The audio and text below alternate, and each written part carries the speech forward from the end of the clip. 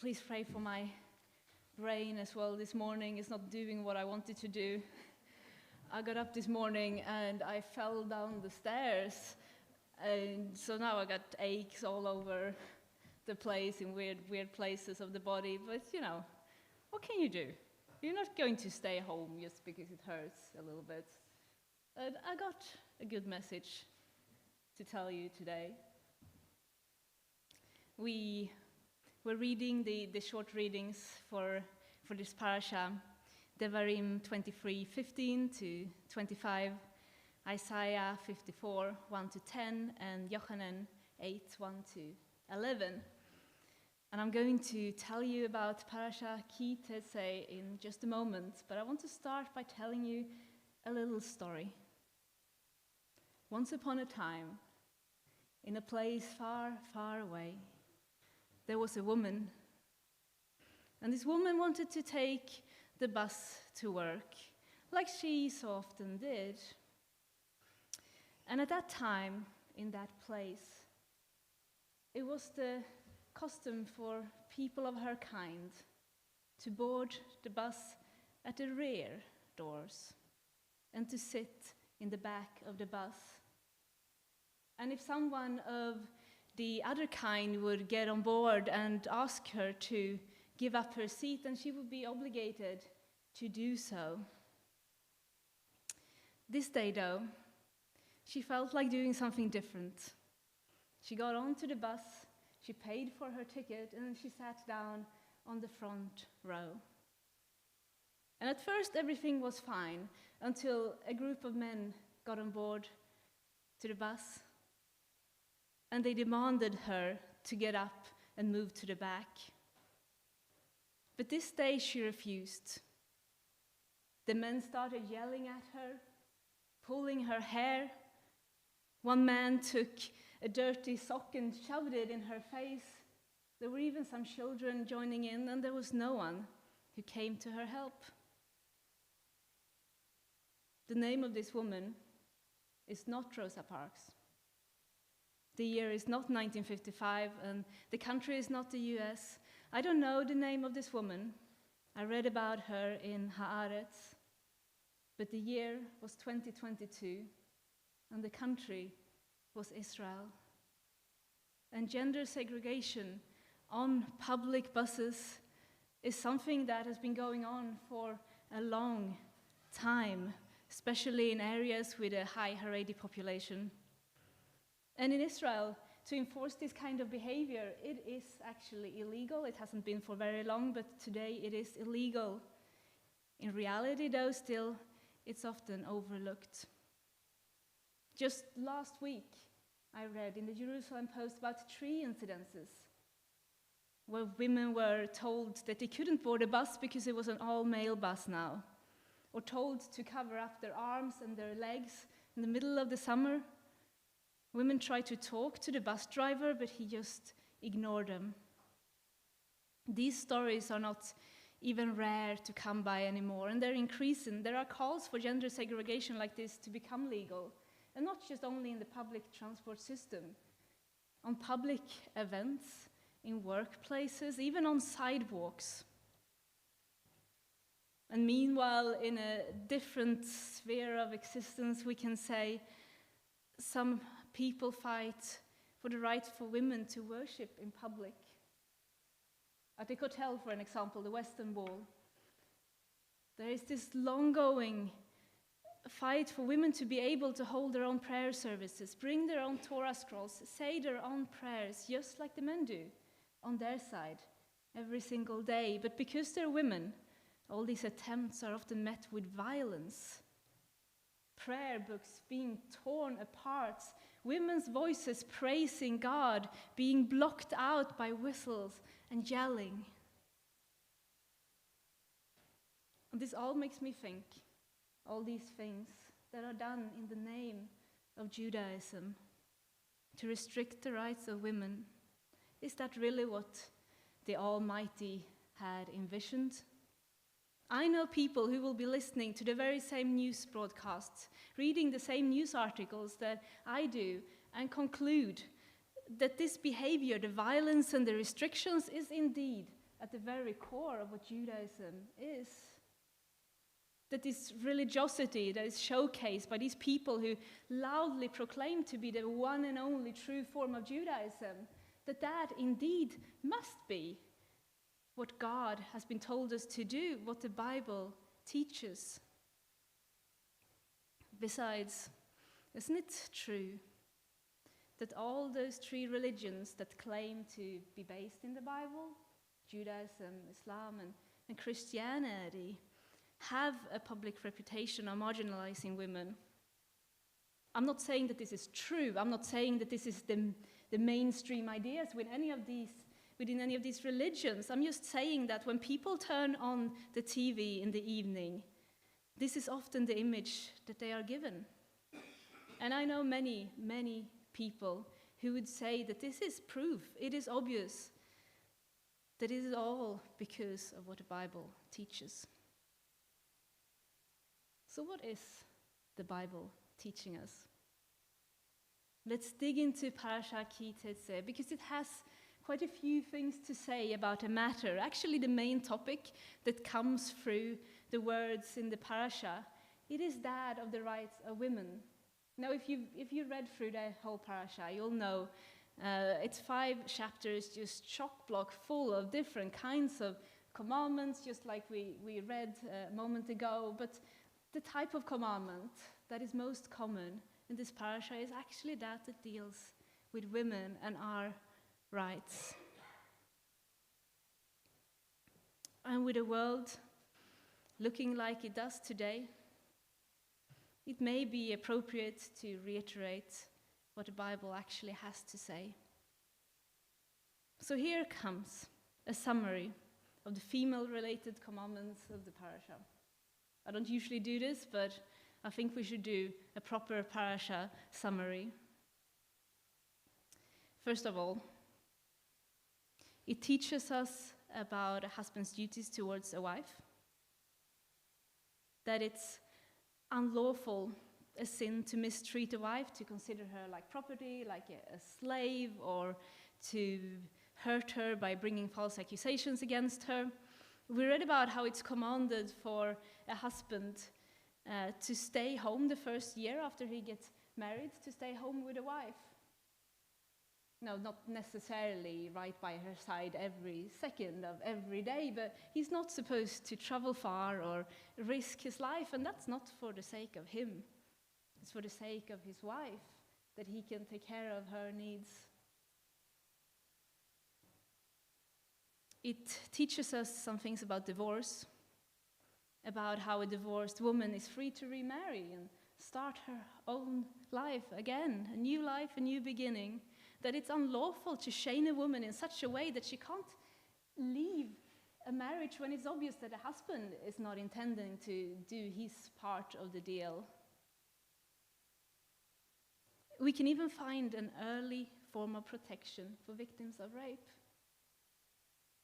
And quite astonishingly, for this time, what we read is that in a case when she claims that she didn't consent to what happened, but she can't prove it, right, because there were no witnesses, then we are supposed to assume her innocence and let her go. And finally, widows in the community are to be protected. I actually think that this might be one of God's favorite commandments, is the way that he always brings it up. And he uses this thing, the way we should treat the widows, those people who doesn't have anyone to provide for her needs. That if you mistreat such a woman, that's an example of pure evil. That's what he says. Even the Haftorah actually speaks about women in a way. God compares his people to a wife, and he describes how he's going to bless his wife with all good things. He's forgiving, he's loving, and Israel, as we know, is always described as God's bride, and that's not for nothing. It's a parable, and the message is very clear for anyone who has ears to hear. As an example to us and to how husbands are supposed to treat their wives. The way that God loves and cares for us It's the way that he intends husbands to love and care for his wife, and that is, I'd say, with quite a lot of love. Quite an extraordinary amount of love and self-sacrificial love. One could even say that there's almost nothing good that this husband isn't supposed to give to his wife. So after reading these passages, do we see a God who's trying to marginalize women? Do you see a God who's just echoing the norm of the time when the Bible was written, as some people would say, saying that women are but the property of the man, and the man, the owner, could do anything, whatever he pleases with her? Or do we see a God who's deeply concerned with keeping the rights and the freedoms of women? The message coming out of Tetzeh shouldn't be a surprise to anyone who is a diligent student of the Bible. It goes very much hand in hand with who we know God is. He is the God who set us free from slavery in Egypt. That is how he presents himself to us. That is how we know him. And what did it mean for us to be slaves in Egypt? You know, it was quite some time ago. So it might be good for us to be reminded. When God talks about that he set us free from slavery, what did he set us free from? No, when we were slaves in Egypt, we had no rights. We had to do whatever we were told to do. We had no say when Pharaoh decided to kill our sons or to increase our labor. We just had to accept. If we didn't obey, we would be punished violently. And we had a very strict rule book from the moment we got up from our beds to the time we went down into our bed again. We were told what to do because we were not our own. That's how it is to be a slave. No rights, only obligations. And God set us free from all of that. And I think he intended us to stay free. Now there is a law in today's parasha as well that says that if a Jew would enslave another Jew, and the example they bring is that if he would kidnap a Jew and then rob him of his freedom, the punishment is death. That's a capital crime. That's as bad as it goes. You know, we can sell our own labor to another Jew for some time. That's the basic premises of having a job. But to, against a person's will, force them to become someone's property, that is forbidden by Torah. And this kind of slavery that the Bible talks about, of course, thankfully, today is quite rare. But the same human inclinations that created slavery are still very much alive in us and around us today. We still love to execute our power over people. Even if they're not slaves on the paper, it can get quite close to that. And this is actually exactly what Joseph spoke about last week, and he's not here, so he can't correct me. But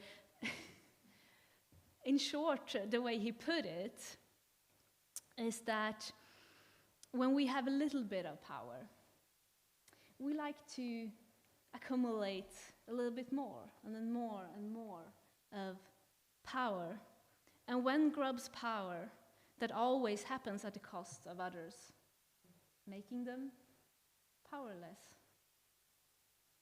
Their obligations becomes many and their rights few. And this has often been the case for women throughout history. Not only women, all sorts of people that are considered to be different from the one in power, but I'm using women today as an example to you, as an example of the victims of the human ideas of how to rule. But what I want to point out to you today is that God actually has a very different approach to how he approaches being in power. I'll give you one example of man's approach versus God's approach of rulership. And it's a simple one. It's something that we're all quite familiar with. It's that of the so-called religious dress code. We find it in all the 3 Bible-based religions, example of this very intricate dress codes. And it's both for men and women, but usually the ones for women are the strictest. So one would therefore assume that the Bible contains all of these regulations, right? Cover this, cover that, make it look this way, and make it look that way. Do you know how many commandments there is actually in the Bible telling us specifically to wear something? And let's ignore the work attire of the priest for a moment, because we all know that that's a lot of rules around that, what they should wear when they go to their work in the temple, but that doesn't apply to anyone in here today. I'm just interested right now in the everyday Jew, getting on with our everyday Jewish lives. What are we supposed to wear? There is actually only one commandment. Neil got it right. 1 point to the back row there. The tzitzit. That is the only rule in the Torah of an actual garment that we are commanded to wear. God, 1 commandment. Man's rules, hundreds. Did God forget that we need clothes? I don't think he did. I think that he chose, in contrast to many rulers after him, to not give us exact descriptions of how to design those clothes. I believe that he consciously allowed us to take into consideration the climate. You know, Jews live all over the globe right now. Take into consideration the work that we're doing, the lifestyle that we're having, even our likes and our dislikes. No, he only asks that we avoid indecency.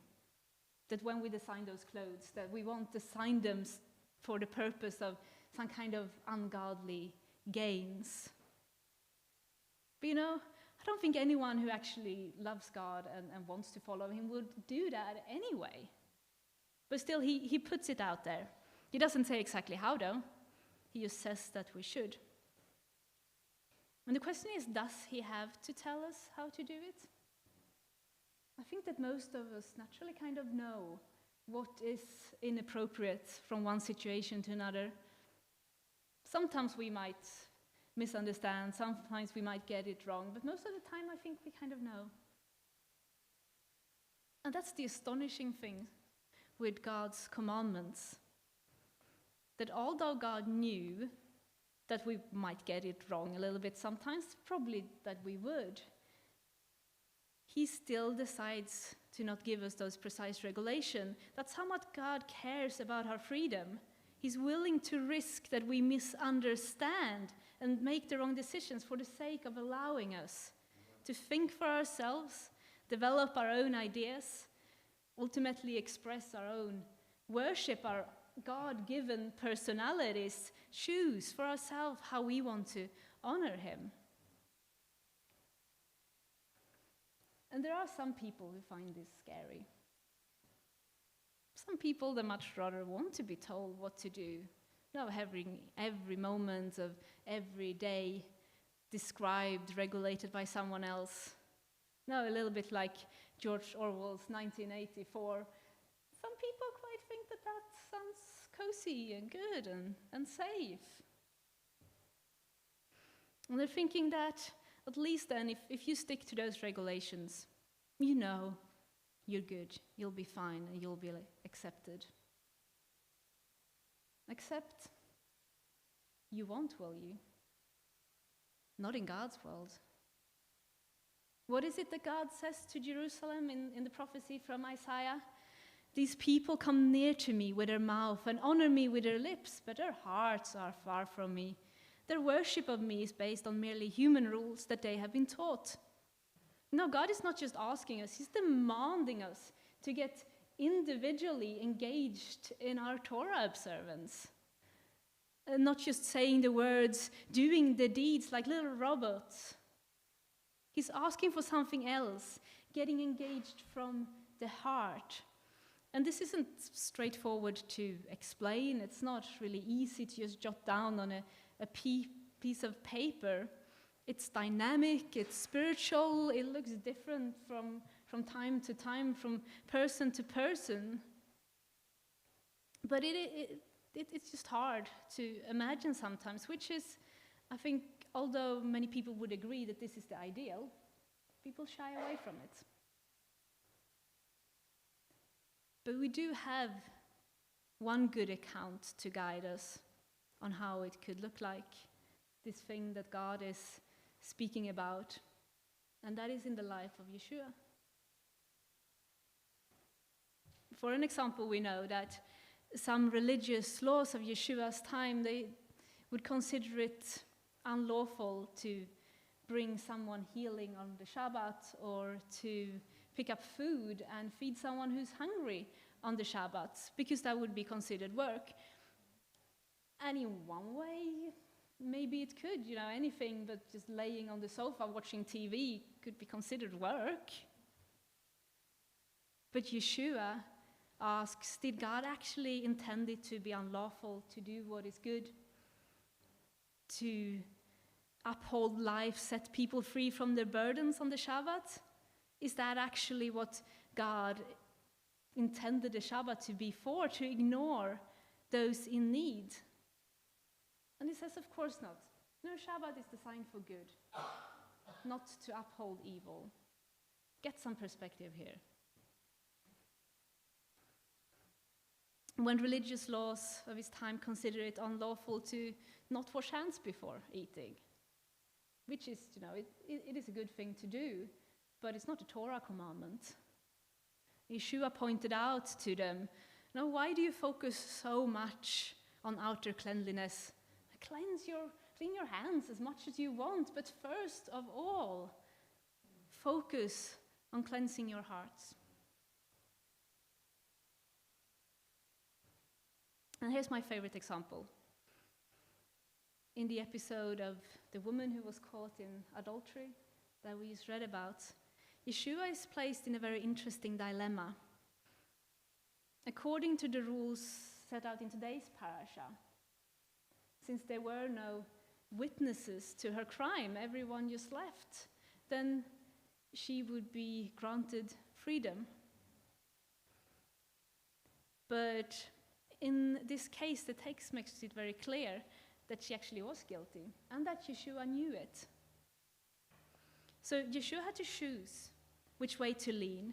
He could have taken joy in punishing her, just like it seemed like the men around him wanted him to do. Or he could set her free in the hope that next time, from now on, she would do the right decisions. No, he could have used the Torah commandments as a force to bring on judgment, to bring on death, and that would have been a valid interpretation. But he could also use the Torah to set free as a positive force, and that too would have been a valid interpretation. What does he choose to do? He decides to set her free.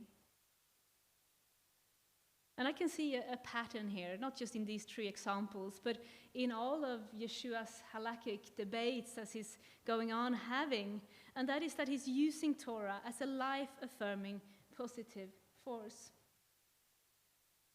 Now, yesterday morning, when we were having Shakarit together, I realized that this very idea is actually in the Amida, something that I have heard and said a million times, but it's just suddenly dawned on me yesterday, the significance of a couple of words that we are saying. Right in the end, we say, "You gave to us, O Lord our God, the Torah of life and love and kindness." That's exactly what Yeshua says. It's a massive halakhic point right there in our daily Amida of a way of interpreting Torah.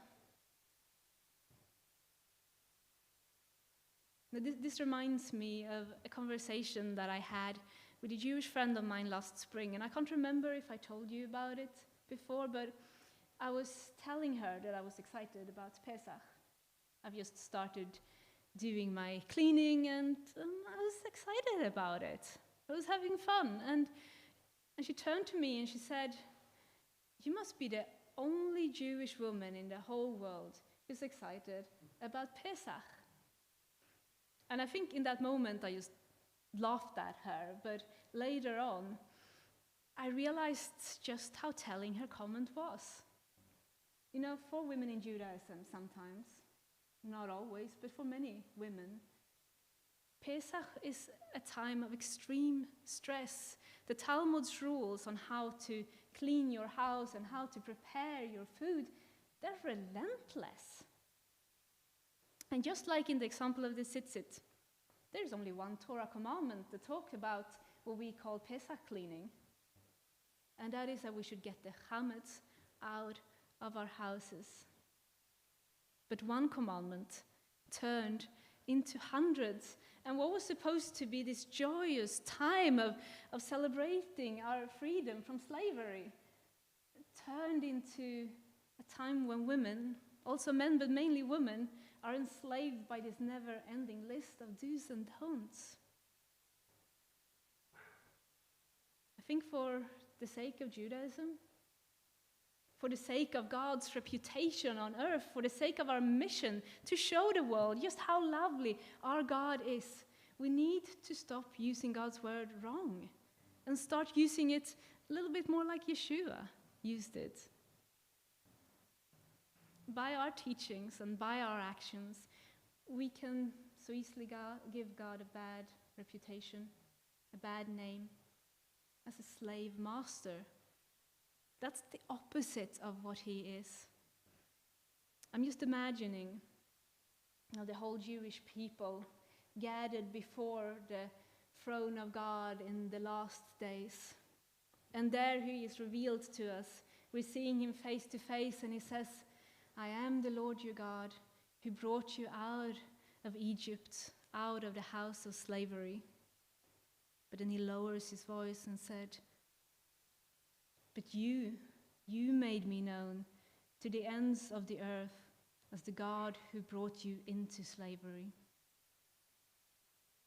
And just imagining that breaks my heart. But it doesn't have to be that way. You know, there is still time to give Judaism a better public reputation and show the world who our God is. I want to end by telling you a different story, a different once upon a time when women flocked to Judaism.